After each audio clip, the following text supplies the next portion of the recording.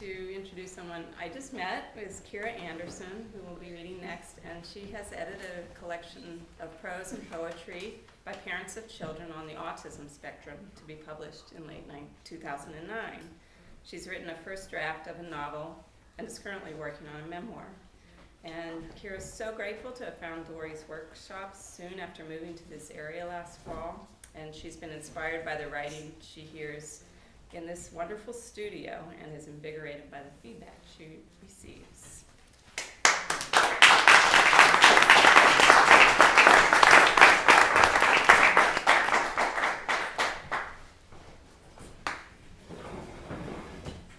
I'm going to read something from a chapter of the memoir I'm working on about raising my son, whom I refer to by the nickname Fluffy. Can you tell us the title of your memoir? Oh, the memoir is called How My Son's Asperger's Saved My Ass. It started in the darkness of early morning. Dave and I had been up for an hour, puttering around the house, the first stop, Fluffy's bedroom door, to close it ever so gently, turning the handle with the stealth of a criminal, the click of the hardware a threat to our final hour of preparations, dripping coffee through the Melita, packing the various bags for the car, the plane, and the delay between connections before the second plane with snacks, toys, games, books. Dave was secretly packing the new iPod with the screen, uploaded with movies and music, the one I told him not to buy. Fluffy doesn't need more screen time, I had said with exasperation and disapproval, another electronic device to suck him to its portal where he'd dock permanently. But Dave had gotten it anyway, saying, "You watch. You wait until we're into the 10th hour of travel. You are so going to owe me a blowjob for this. You'll see." When everything was loaded, the carry-on stocked, the car warmed up and purring in the gravelly driveway, I lifted Fluffy out of his bed and through the front door, down the stone steps and into the back with me, wrapped in the coral-colored puff. Silly, since he was wide awake before Dave backed out, heading for the airport 30 minutes away. We'd been talking about our trip to Mexico for weeks, our once-in-a-lifetime family vacation. My mother and her husband awaited the arrival of the three of us, my brother, his wife, and their 2 kids, my sister and her son, all of us moving toward the western coast of Mexico down by its elbow like a group of white dotted lines on the screen of an old-fashioned movie. All of us headed for our own one-bedroom condo where someone else would deliver freshly laundered towels and make our bed, wash our thin white china plates, and fold the end of the toilet paper into an outward V. To the land of sliding glass doors and terraces overlooking palm trees, their ragged leaves pointing to the aqua blue waters, the bean-shaped pools, the stone dragon water slides, the grass umbrellas and chaise lounges stretched beside numbered tables where cheerful waiters bring frozen margaritas to pink and puffy Americans. It started in the early morning darkness, but by the time Dave dropped Fluffy and me off at curbside check-in, the sun was up, washing the sky pale gray. They wouldn't take our bags there, and so we waltzed through the magic doors and stood in line near the big machines that swallowed up bags and zapped them with x-rays, the machines that Fluffy raced toward and scanned from every angle. I let him go, watching my progress in line, moving the bags ahead in tiny increments, looking back to see when Dave would reappear after parking the car. I can handle this, I thought, alert to Fluffy's movements. Where is he? That's his leg. Is that him? Oh yes, I see him.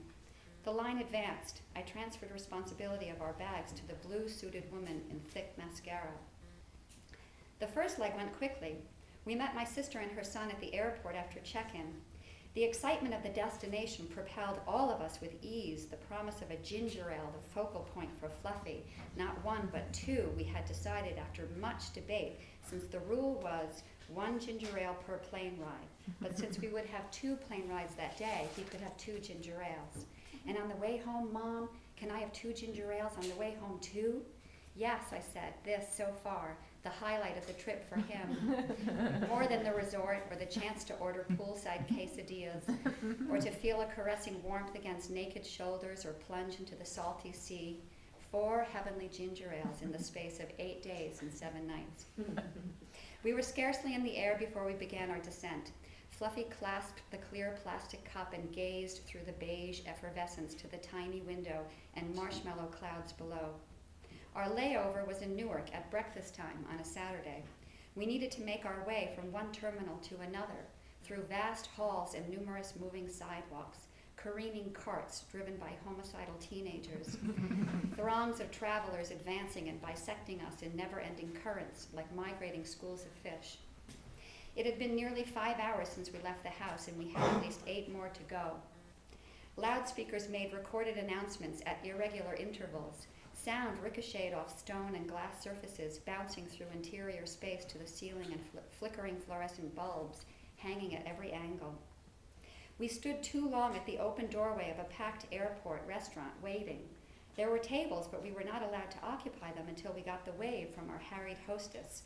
My sister and I, both waitresses in other lifetimes, resisted the urge to bus, wipe, and reset the 2 adjacent tables, but not without loudly discussing our plan. Fluffy needed to eat. We were next in line. The tables were free. The staff was not tending to them. The pressure began to mount. I had packed snacks in my large canvas bag, but they were the same old snacks, nothing new or exciting. I certainly didn't have home fries or french fries in there, so what was the point? Running in busy airports to blow off steam is only erratically effective the way sometimes the second cup of coffee does the trick, and other times it wakes up the bugs that are living in your scalp. Still, Dave ran races and serpentined through the crowds with Fluffy while my sister and I bore psychic holes through the hostess's head. And finally we were seated and holding greasy plastic-coated menus the size of my bedroom headboard. We ate slippery eggs on cold toast with unrecognizable breakfast meat. Fluffy ate mountains of deep-fried potato squares drenched in ketchup soup, humming loudly as I draped him in a Victorian collar of napkins, which he pushed aside to wipe his hands on his shirt. His yellow shirt, the one I selected for maximum visibility. The longest leg was next. We'd be in the air for almost 6 hours.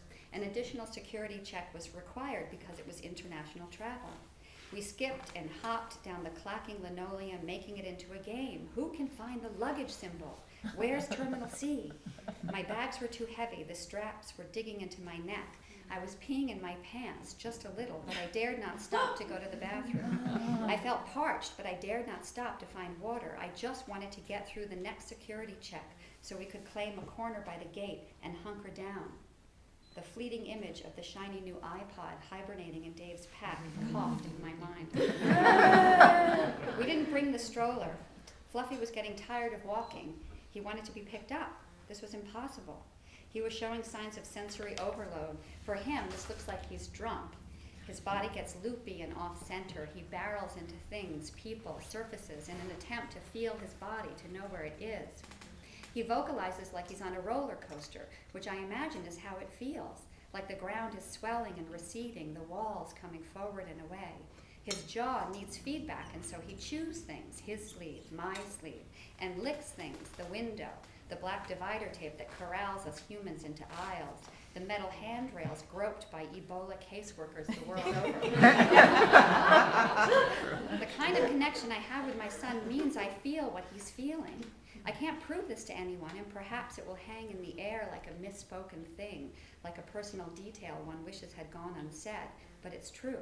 I feel the discomfort he's feeling, and alarms are tripped. I can't detach and turn it off, climb into the safety of my intellect as if it were the cab of a construction vehicle, and occupy myself with the mechanics.